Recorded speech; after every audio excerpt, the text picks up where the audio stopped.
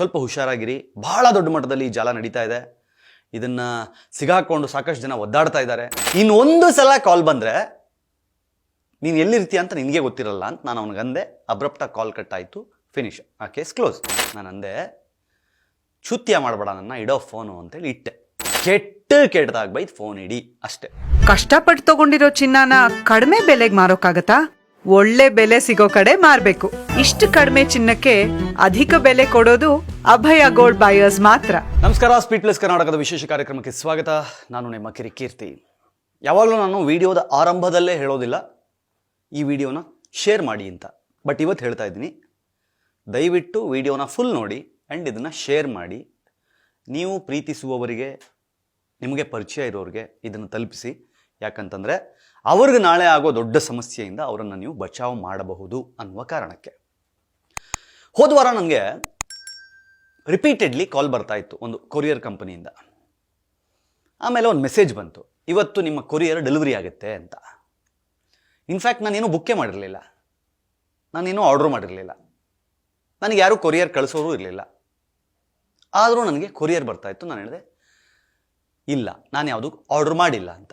ಇಲ್ಲ ಸರ್, ಮಾಡಿದ್ದೀರಾ, ಸೊ ಅದನ್ನು ಡೆಲಿವರಿಗೆ ಬರ್ತಾ ಇದ್ದೀನಿ, ಅಡ್ರೆಸ್ ಹೇಳು ಅಂದೆ. ನನ್ನ ಹಳೆ ಮನೆ ಅಡ್ರೆಸ್ ಹೇಳ್ದ. ನಾನು ಯಾಕೆ ನನ್ನ ಹಳೆ ಮನೆ ಅಡ್ರೆಸ್ಗೆ ಕೊರಿಯರ್ ಬುಕ್ ಮಾಡ್ತೀನಿ ಅಥವಾ ಏನಾದರೂ ಆರ್ಡರ್ ಬುಕ್ ಮಾಡ್ತೀನಿ, ಯೋಚನೆ ಮಾಡು, ನಂದಲ್ಲ ಅಂತಂದೆ. ಸರಿ ಸರ್, ಹಾಗಾದರೆ ಒಂದು ಕೆಲಸ ಮಾಡಿ, ಕ್ಯಾನ್ಸಲ್ ಮಾಡ್ತೀನಿ, ಒಂದು OTP ಬರುತ್ತೆ ಹೇಳಿ ಅಂದ. ನಾನು ಅಂದೆ, ಚುತ್ಯ ಮಾಡಬೇಡ ನನ್ನ, ಇಡೋ ಫೋನು ಅಂತೇಳಿ ಇಟ್ಟೆ. ಮತ್ತೆ ಫೋನ್ ಮಾಡ್ದ. ಸರ್, ನೀವು OTP ಹೇಳಿಲ್ಲ ಅಂತಂದರೆ, ಕ್ಯಾನ್ಸಲ್ ಮಾಡಿಲ್ಲ ಅಂದರೆ ಪದೇ ಪದೇ ಕಾಲ್ ಬರ್ತಾ ಇರುತ್ತೆ ಅಂದ. ಇನ್ನೊಂದು ಸಲ ಕಾಲ್ ಬಂದರೆ ನೀನು ಎಲ್ಲಿರ್ತೀಯ ಅಂತ ನಿನಗೆ ಗೊತ್ತಿರಲ್ಲ ಅಂತ ನಾನು ಅವನಿಗಂದೆ. ಅಬ್ರಪ್ಟಾಗಿ ಕಾಲ್ ಕಟ್ ಆಯಿತು, ಫಿನಿಶ್, ಆ ಕೇಸ್ ಕ್ಲೋಸ್. ಆಮೇಲೆ ಮರ್ತ್ಬಿಟ್ಟೆ ನನ್ನನ್ನು. ಯಾವುದೋ ಫ್ರಾಡ್ಸ್ಟರ್ ಇರಬೇಕು, ಬಿಟ್ಬಿಡಿ ಅಂತ. ನನ್ನ ಫ್ರೆಂಡ್ ಒಬ್ಬರು ಫೋನ್ ಮಾಡಿದ್ರು. ಅವರು ಹೇಳಿದ್ರು, ಹಿಂಗೊಂದು ಇದೆ, ನಾನು ಮಾಡಿಲ್ಲ ಬುಕ್ಕು, ನನಗೆ ಮಾಡಿದಿರಿ ಅಂತ ಹೇಳಿ ಕಾಲ್ ಬರ್ತಾ ಇದೆ ಅಂತ. ಅವಾಗ ನನಗನ್ನಿಸ್ತು ಇಲ್ಲೇನೋ ಪ್ರಾಬ್ಲಮ್ ಇದೆ ಅಂತ. ಆಮೇಲೆ ನನ್ನ ಕಲೀಗ್ ಸಂದೀಪ್ ನನಗೆ ಹೇಳ್ದ, ಮಗ ಇದೊಂದು ಸ್ಕ್ಯಾಮ್ ಬಗ್ಗೆ ಚೇತನ್ ಅಂತ ಆರ್ಟಿಸ್ಟ್ ಒಬ್ರು ಮಾತಾಡಿದ್ದಾರೆ ನೋಡು ಅಂತ. ಅವರು ಒಂದು ವಿಡಿಯೋ ತೋರಿಸ್ದ, ನೋಡಿದೆ. ಅವ್ರಿಗೂ ಅದೇ ಥರ ಫ್ರಾಡ್ ಆಗೋ ಟ್ರೈ ಮಾಡಿದ್ದಾರೆ. ಏನು ಫ್ರಾಡು ಅಂತಂದರೆ, ನಿಮಗೆ ಪಾರ್ಸಲ್ ಬಂದಿದೆ, ನಿಮಗೆ ಕೊರಿಯರ್ ಬಂದಿದೆ ಅಂತ ಕಾಲ್ ಬರುತ್ತೆ. ನೀವು ಅದನ್ನು ಕ್ರಾಸ್ ಚೆಕ್ ಮಾಡ್ದೇನೆ, ಇಲ್ದೇನೆ, ಏನೂ ಗೊತ್ತಿಲ್ಲದೇನೆ, ಹೌದಾ ಆಯಿತು ಬನ್ನಿ ಅಂತ ಹೇಳಿ OTPಯನ್ನು ಕೊಟ್ಟರೆ, ಅಥವಾ ಮನೆಗೆ ಬಂದು ಪಾರ್ಸಲ್ನ ನೀವು ರಿಸೀವ್ ಮಾಡಿದ ಮೇಲೆ ಒಂದು 10 ನಿಮಿಷಕ್ಕೆ ಇನ್ನೊಂದಿಷ್ಟು ಜನ ಬರ್ತಾರೆ ನಿಮ್ಮ ಮನೆಯೊಳಗೆ. ನಿಮಗೀಗ ಪಾರ್ಸಲ್ ಬಂದಿದ್ದಿಲ್ಲ, ಅದರಲ್ಲಿ ಏನಿದೆ ಓಪನ್ ಮಾಡಿ ಅಂದರೆ ಅದರಲ್ಲಿ ಡ್ರಗ್ಸ್ ಇರುತ್ತೆ, ಅದರಲ್ಲಿ ಫೇಕ್ ಪಾಸ್ಪೋರ್ಟ್ಸ್ ಇರುತ್ತೆ, ಅದರಲ್ಲಿ ATM ಕಾರ್ಡ್ಸ್ ಇರುತ್ತೆ. ಅಲ್ಲಿಂದ ನಿಮ್ಮ ಮೇಲೆ ಒಂದು ಚಾರ್ಜ್ ಫೈಲ್ ಮಾಡ್ತಾರೆ, ಇನ್ವೆಸ್ಟಿಗೇಷನ್ ಅನ್ನೋ ಥರದಲ್ಲಿ ಒಂದು ಬಿಲ್ಡಪ್ ಕೊಡ್ತಾರೆ. ನೀವು ಅದರಿಂದ ಈಗ ಹೊರಗಡೆ ತಪ್ಪಿಸ್ಕೊಂಬರ್ಬೇಕು. ಅದಕ್ಕೆ ಡಿಮ್ಯಾಂಡ್ ಮಾಡೋಕ್ಕೆ ಶುರು ಮಾಡ್ತಾರೆ. ಲಕ್ಷಗಟ್ಟಲೆ ಕಳ್ಕೊಂಡವರಿದ್ದಾರೆ. ಯೂಟ್ಯೂಬಲ್ಲಿ ಒಂದ್ಸಲಿ ಹೋಗಿ ಪಾರ್ಸಲ್ ಸ್ಕ್ಯಾಮ್ ಅಥವಾ ಕೊರಿಯರ್ ಸ್ಕ್ಯಾಮ್ ಅಂತ ಹುಡುಕಿ.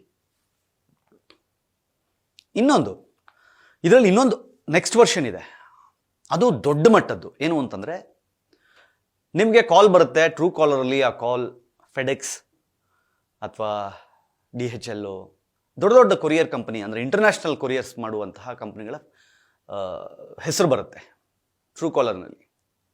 ಕಾಲ್ ರಿಸೀವ್ ಮಾಡಿದ ತಕ್ಷಣ ನೀವು ಕಳಿಸಿರುವ ಪಾರ್ಸಲ್ ಕಸ್ಟಮ್ಸ್ ಅವರು ಹಿಡಿದು ಬಿಟ್ಟಿದ್ದಾರೆ, ನಾರ್ಕೋಟಿಕ್ಸ್ನವ್ರು ಹಿಡಿದು ಬಿಟ್ಟಿದ್ದಾರೆ, ನಿಮ್ಮ ಮೇಲೆ ಇವಾಗ ಕೇಸ್ ಫೈಲ್ ಆಗುತ್ತೆ. ಅದರಲ್ಲಿ 25-30 ಫೇಕ್ ಪಾಸ್ಪೋರ್ಟ್ಸ್ ಇದೆ, ATM ಕಾರ್ಡ್ಸ್ ಒಂದು 50 ಇದೆ, ಹಾಗೆ ಡ್ರಗ್ಸ್ ಸಿಕ್ಕಿದೆ 150 ಗ್ರಾಮ್. ನೀವು ಇದನ್ನು ಎಲ್ಲಿಗೆ ಪಾರ್ಸಲ್ ಮಾಡ್ತಾ ಇದ್ರಿ? ಇಲ್ಲಿಂದ ಥೈಲ್ಯಾಂಡಿಗೆ ಬುಕ್ ಮಾಡಿದ್ರಿ. ಅವನು ಹೇಳ್ತಾನೆ, ಅಯ್ಯಯ್ಯೋ ನಾನು ಮಾಡೇ ಇಲ್ಲ. ನೀವು ಮಾಡಿಲ್ಲ ಅಂತ ನೀವು ಹೇಳ್ತಾ ಇದ್ದೀರಾ, ಬಟ್ ನಿಮ್ಮ ಆಧಾರದ ಮೇಲೇ ಇದು ರಿಜಿಸ್ಟರ್ ಆಗಿದೆ, ನೀವು ವೆರಿಫೈ ಮಾಡಿದಿರಿ, ನಿಮ್ಮ ಫೋನ್ ನಂಬರ್ ಇದೇನಾ ಅಂತ ಅಂದ್ಬಿಟ್ಟು ಮತ್ತೊಂದ್ಸಲಿ ಕ್ರಾಸ್ ಚೆಕ್ ಮಾಡಿಸಿ, ಅದೇ ಯಾವ ನಂಬರ್ಗೆ ಮಾಡಿರ್ತಾರೋ ಅದೇ ನಂಬರ್ನ ಮತ್ತೆ ಹೇಳಿ. ನಿಮ್ಗೆ ಭಯ ಸ್ಟಾರ್ಟ್ ಆಗುತ್ತೆ.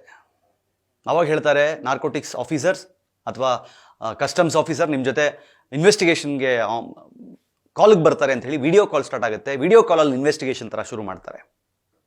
ಅವಾಗ ಹೇಳ್ತಾರೆ, ಇದು ನೀವು ಇವಾಗ ಮನಿ ಲಾಂಡ್ರಿಂಗ್ ಕೇಸ್ ಬರುತ್ತೆ ನಿಮ್ಮ ಮೇಲೆ, ಬಿಕಾಸ್ ಅದರಲ್ಲಿ ATM ಏನು ಸೀಸ್ ಆಗಿದೆ, ಅದರಲ್ಲಿ ಕೋಟಿಗಟ್ಟಲೆ ಹಣ ಇತ್ತು.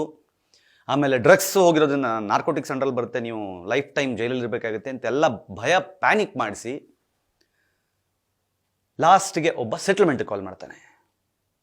ನೀವು ನೋಡಿದ್ರೆ ಮುಗ್ಧರ ಥರ ಕಾಣ್ತಾ ಇದ್ದೀರಿ, ಏನೋ ಗೊತ್ತಿಲ್ಲದೆ ಯಾರೋ ನಿಮ್ಮ ಹೆಸರಲ್ಲಿ ಮಾಡಿರ್ಬೋದು, ಕೇಸ್ನ FIR ಕ್ಯಾನ್ಸಲ್ ಮಾಡೋಕ್ಕೆ ಇಷ್ಟಿಷ್ಟು ಆಗುತ್ತೆ ಅಂತ ಅಂದ್ಬಿಟ್ಟು ಲಿಟ್ರಲಿ ನಂಬಿಸಿ ಲಕ್ಷಗಟ್ಟಲೆ ಪೀಕ್ತಾರೆ. ಸೊ ಯಾವುದಾದ್ರೂ ಟೈಮ್ನಲ್ಲಿ ಯಾರಾದರೂ ನಿಮಗೆ ಕಾಲ್ ಮಾಡಿ ಹೀಗೆ CBIಯೋ ನಾರ್ಕೋಟಿಕ್ಸೋ ಕೊರಿಯರ್ ಕಂಪ್ನಿನೋ ನೀವು ಕಳಿಸಿರೋದು ಅಂತ ಹೇಳಿದ್ರೆ ಕೆಟ್ಟಕ್ಕೆ ಕೆಡ್ದಾಗ ಬೈದು ಫೋನ್ ಇಟ್ಬಿಡಿ. ಅದು ಅಬ್ರಟ್ ಕಟ್ಟಾದರೆ ಮುಗಿದೋಯ್ತು, ಕ್ಲೋಸರ್, ಮತ್ತೆ ಮಾಡಲ್ಲ, ಇವ್ನು ಯಾರೋ ಎಚ್ಚೆತ್ಕೊಂಡ್ಬಿಟ್ಟವನೆ ಅಂತ. ಆ್ಯಂಡ್ ಕೊರಿಯರ್ ಬಂದಿದೆ ಅಂತ ನಿಮಗೆ ಯಾರಾದರೂ ಕಾಲ್ ಮಾಡಿದಾಗ ಕ್ಲಿಯರಾಗಿ ಚೆಕ್ ಮಾಡಿ, ಏನು ಬುಕ್ ಮಾಡಿದಿರಿ, ನೀವು ಮಾಡಿದ್ರಾ, ಅದು ಅರೈವಲ್ ಟೈಮ್ ಏನು, ಎಂತ, ಅಮೆಝಾನಲ್ಲಿ ಏನೋ ಮಾಡಿರ್ತೀರಿ, ಫ್ಲಿಪ್ಕಾರ್ಟಲ್ಲಿ ಏನೋ ಮಾಡಿರ್ತೀರಿ, ಅದ್ರ ಜೊತೆಗೆ ಕ್ಲಾಶ್ ಆಗೋ ಥರ ನೋಡ್ಕೋಬೇಡಿ. ಯಾವುದೋ ಕೊರಿಯರ್ ಬಂದಾಗ ಅಮೆಝಾನ್ದೇ ಇರ್ಬೋದು ಅಂತ ಓಕೆ ಅಂದ್ಬಿಡೋದು, OTP ಕೊಟ್ಬಿಡೋದು, ಮನೆಗೆ ಬನ್ನಿ ಅಂದ್ಬಿಡೋದು, ರಿಸೀವ್ ಮಾಡ್ಕೊಂಬಿಡೋದು. ಯಾಮಾರಬೇಡಿ, ಎಡವಟ್ ಮಾಡ್ಕೋತೀರಿ. ಸ್ವಲ್ಪ ಹುಷಾರಾಗಿರಿ. ಬಹಳ ದೊಡ್ಡ ಮಟ್ಟದಲ್ಲಿ ಈ ಜಾಲ ನಡೀತಾ ಇದೆ. ಇದನ್ನು ಸಿಗಾಕೊಂಡು ಸಾಕಷ್ಟು ಜನ ಒದ್ದಾಡ್ತಾ ಇದ್ದಾರೆ. ನಿಮ್ಮ ಮನೇಲಿ ಹಿರಿಯರು ಇರ್ತಾರೆ, ಸೋಷಿಯಲ್ ಮೀಡಿಯಾದಿಂದ ಸ್ವಲ್ಪ ದೂರ ಇರ್ತಾರೆ, ಅಂಥವರಿಗೆ ಈ ವಿಡಿಯೋನ ತೋರಿಸಿ ಅರ್ಥ ಮಾಡಿಸಿ. ಯಾಕಂದರೆ ಇಲ್ಲದ ಸಮಸ್ಯೆಯನ್ನು ಮನೆಯೊಳಗೆ ಎಳ್ಕೋಬೇಡಿ, ಜೀವನಕ್ಕೆ ಎಳ್ಕೋಬೇಡಿ.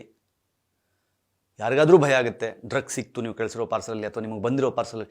ನೀವೇ ಯೋಚನೆ ಮಾಡಿ, ನೀವು ಗೊತ್ತಿಲ್ಲದೆ ಕೊರಿಯರ್ನ ರಿಸೀವ್ ಮಾಡಿ ಮನೆಯೊಳಗೆ ಹೋಗಿ 2 ನಿಮಿಷಕ್ಕೆ ಡೋರ್ ಬೆಲ್ ಆಗುತ್ತೆ. ಡೋರ್ ಬೆಲ್ ಆದ ತಕ್ಷಣ ಇವಾಗ ನಿಮಗೆ ಕೊರಿಯರ್ ರಿಸೀವ್ ಮಾಡಿದ್ರಲ್ಲ, ಅದ್ರಲ್ಲಿ ಏನಿದೆ ತೆಗೀರಿ ಅಂತಂದ್ರೆ ನೀವು ಅವ್ರ ಎದುರುಗಡೆ ಓಪನ್ ಮಾಡಿದಾಗ ಅದ್ರಲ್ಲಿ ಡ್ರಗ್ಸ್ ಇದ್ದರೆ ಹೆಂಗಾಗಬೇಕು?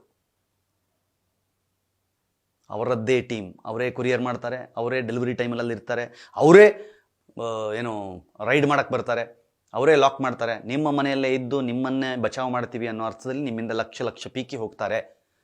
ಸೊ ಹುಷಾರಾಗಿರಿ. This is scam alert. ದಯವಿಟ್ಟು ಹುಷಾರಾಗಿರಿ. ಮತ್ತೆ ಹೇಳ್ತಾ ಇದ್ದೀನಿ, ಇದನ್ನು ನೂರಾರು ಜನರಿಗೆ ತಲುಪಿಸಿ, ಅರ್ಥ ಮಾಡಿಸಿ. ಯಾವುದೇ ಕಾಲ್ ನಿಮಗೆ ಬಂದು ಕೊರಿಯರ್ ಬಂದಿದೆ ಅಥವಾ ಕೊರಿಯರ್ ಕಳಿಸಿದ್ದೀರಾ ಅಂತಂದರೆ ಕೆಟ್ಟದಾಗ ಬೈದು ಫೋನ್ ಇಡಿ ಅಷ್ಟೇ. ಪ್ಲೀಸ್ ಹುಷಾರಾಗಿರಿ. ನೋಡ್ತಾ ಇರಿ ಸ್ಪೀಡ್ ಪ್ಲಸ್ ಕರ್ನಾಟಕ. ಯಾಕಂದರೆ ಇದು ನಿಮ್ಮಿಂದ ನಿಮಗಾಗಿ ನಿಮಗೋಸ್ಕರ. ಮತ್ತೆ ಸಿಗ್ತೀನಿ. ನಮಸ್ಕಾರ. Speed plus Karnataka.